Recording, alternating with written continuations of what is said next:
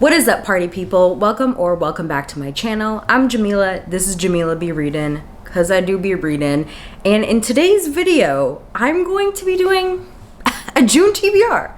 I have not done a TBR video on my channel in a couple years. I'm usually not one to go for a TBR, a monthly TBR, just because I'm very much a mood reader. I feel like I really don't stick to a TBR, and I just don't want to come on here saying I'm going to read these books and then I end up reading completely different books. So I thought, you know what, I'm going to stop doing these TBR videos. But I've been reflecting on my reading over like the last 2-ish years, especially this last 6 months of 2026. And I just feel a little bit unmoored, for lack of a better term. I just feel like my reading is all over the place. I feel like I don't really have a lot of rhyme or reason on how I'm picking and choosing books. And I've only had one 5-star read so far in 2026. I feel like this is my worst reading year yet in terms of getting 5 stars within the first half of the year. And I just feel like I need to focus my reading a little bit more. So this isn't going to be a strict TBR. I don't want to put any pressure on myself, but I think this is going to be like a monthly possibilities. I'm going to pick a few books that I'm going to prioritize, basically. So when I'm trying to decide what to read, especially outside of like a reading vlog where I've already decided on a set TBR for that video, I am going to look towards these books first before choosing something else. I think that'll just help me a little bit.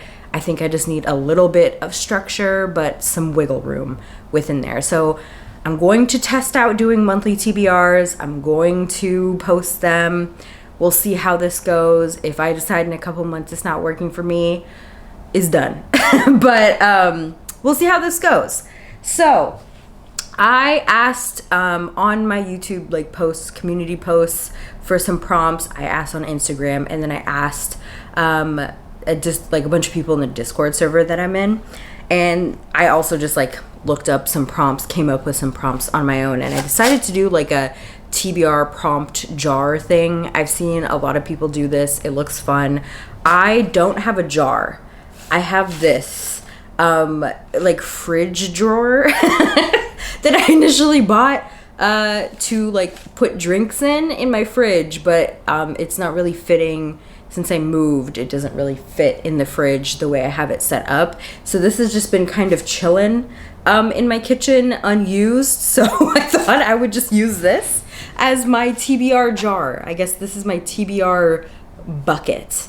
And I have printed out the prompts, folded them. We're gonna give this a nice good shake, a little stir. And I'm going to pick 4 prompts, and then I'll choose books, and then that will be my books of possibility for the month of June. Okay, let's go ahead and pick the first prompt. All right. Got this one.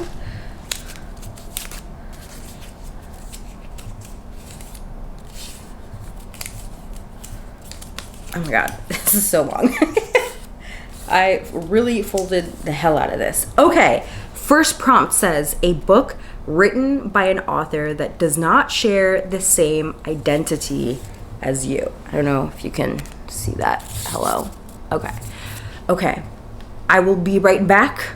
Let me go find a book or a couple of books and we'll talk about it. I have decided for this prompt that I am going to choose Hamajang Luck by Makana Yamamoto. Here's what that looks like. This is, I believe, a standalone, although there's another book set in this world. I'm not sure if it's a direct sequel, but this is described as Ocean's 8 meets Blade Runner in this trailblazing debut science fiction novel and swashbuckling love letter to Hawaii about being forced to find a new home and striving to build a better one. Unmissable for fans of Gideon the Ninth and Six of Crows. I have yet to read Gideon the Ninth. I know. I'll get to it eventually. But I do love Six of Crows. So this is exciting. It's following Eddie after getting out of prison for 8 years. she's decided she's done with crime. And it's all Angel's fault. She sold Eddie out in what should have been the greatest moment of their lives. Instead, Eddie was shipped off to the icy prison planet spinning far below the soaring sky bridges and neon catacombs of Kepler's space station of home to spend the best part of a decade alone. But then a chance for early parole appears out of nowhere, and Eddie steps into the pallid sunlight to find none other than Angel waiting, and she has an offer. One last job, one last deal, one last target. The trillionaire tech god they failed to bring down last time. There's just one thing Eddie needs to do. Trust Angel again. Which also happens to be the last thing Eddie wants to do. But what could possibly go all hamajang about this plan? I've heard really good things about this one, and it just seems really fun. And I'm kind of in the mood for, like, you know, a little bit of a Ocean's 8 type of vibe. Anyways, that's the first pick. Let's go ahead and pick prompt number 2. Okay. Picked 1. I really folded the hell out of these prompts, and now it's just taking me forever. Okay. Prompt number 2 is a library book. I was supposed to check something out from the library, but I think I forgot to pick it up. I do have a library book that I've already checked out, an audiobook that I've started already, so I'm not going to count that for this prompt. The only other thing that I have checked out on Libby is The Promise Part 1, which is an Avatar The Last Airbender comic. I am going to read that, but I think what I'm going to do, because I really need to force myself to read these, I've had volumes 13 through 16 of Dandadan out from the library for a while now. They might potentially be overdue, and I just keep putting off reading them. So I'm going to collectively do these 4 volumes of manga for this one prompt to force myself to read these quickly so that I can return them to the library. If you've been watching me this year, I've been talking about my journey through Dandadan. I'm enjoying it, so I need to get back into it and catch up with these volumes. So that's going to be prompt number 2. Let's go ahead and pick prompt number 3. Okay.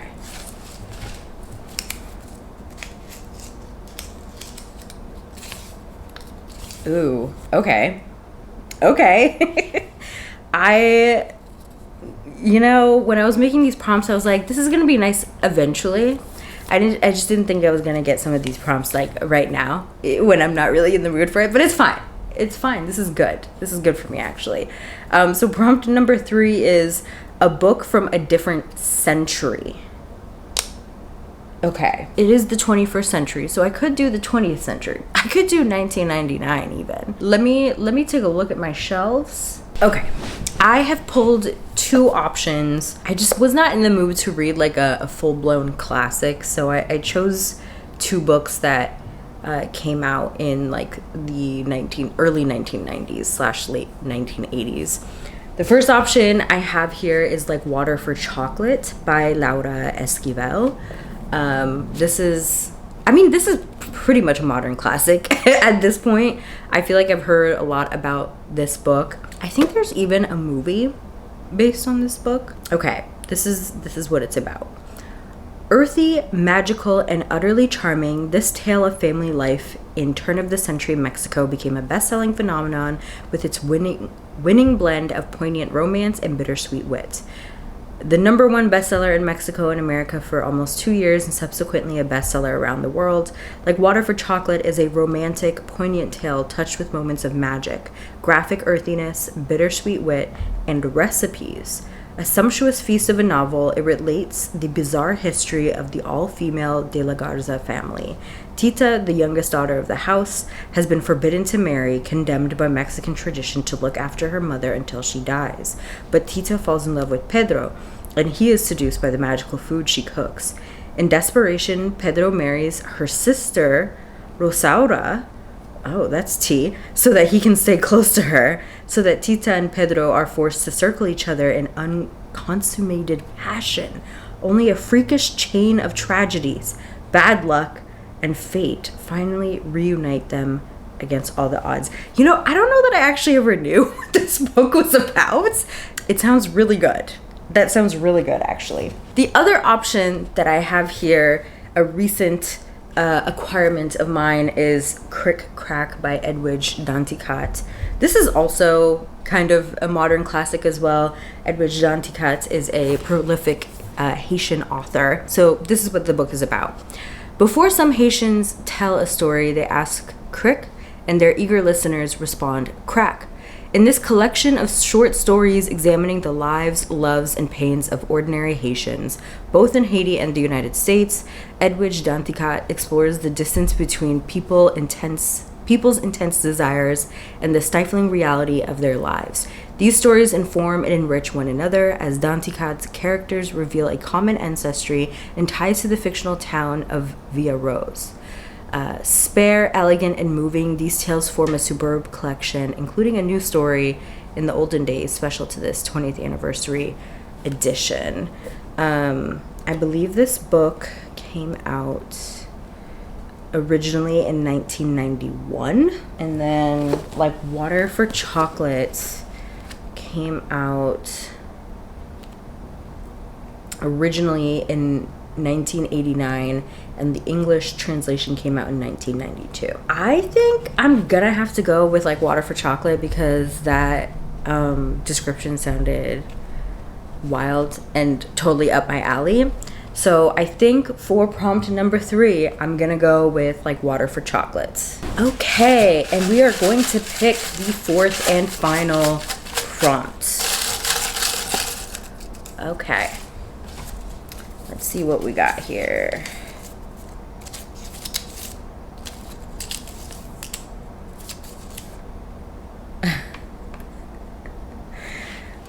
Okay, prompt number 4 is a book most likely to get you smacked by your friends for not having read their recommendation yet. Hamajang Luck would have been a good one for this. I have some I have some friends who've been really pushing that one. Let's see here. Okay, I messaged the Discord server I was in because I suddenly forgot every book that anyone has ever suggested to me. And I said, first person to suggest something wins. And my friend Kainwin, she suggested, and I instantly remembered what she was about to suggest as I saw her typing, and that is the Songs of Penelope trilogy by Claire North. The first book is Ithaca. This is like Greek mythology retellings, I believe, about I would guess maybe Penelope. So I'm gonna go ahead and read that. I actually own the ebook on my Kindle, which is great because I really wanted to focus on things that I already own. But Ithaca is about Penelope, like I said. 17 years ago, King Odysseus sailed to war with Troy, taking with him every man of fighting age from the island of Ithaca. None of them have returned, and the women of Ithaca have been left behind to run the kingdom. Penelope was barely into womanhood when she wed Odysseus. While he lived, her position was secure, but now, years on, speculation is mounting that her husband is dead, and suitors are beginning to knock at her door. No one man is strong enough to claim Odysseus's empty throne, not yet, but everyone waits for the balance of power to tip, and Penelope knows that any choice she makes could plunge Ithaca into bloody civil war. Only through cunning, wit, and her trusted circle of maids can she maintain the tenuous peace needed for the kingdom to survive. This is the story of Penelope of Ithaca, famed wife of Odysseus, as it's never been told before. Beyond Ithaca's shores, the whims of gods dictate the wars of men, but on the isle, it is the choices of the abandoned women and their goddesses that will change the course of the world. Very interesting. It seems like it's going to be very politics heavy, which I love. So, those are the 4 books in my June TBR of possibilities. Let's do a quick recap. The first prompt was a book written by an author who does not share the same identity as you. For that book, I chose Hamajang Luck by Makana Yamamoto, who is a Hawaiian author. The second prompt was a library book, and I chose volumes 13 through 16 of Dandadan. Third prompt was a book from another century.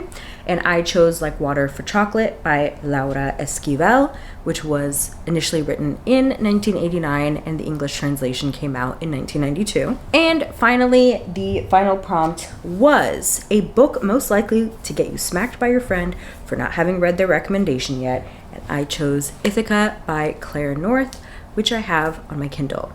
So those are the 4 books that I'm going to be trying to prioritize this month, in addition to some other books I will be reading for different videos and just in general, you know. All right, well, thanks for sticking around. We'll see how this TBR situation goes this year. I hope it goes well. And let me know what you're planning on reading in June. I'll catch y'all in the next one.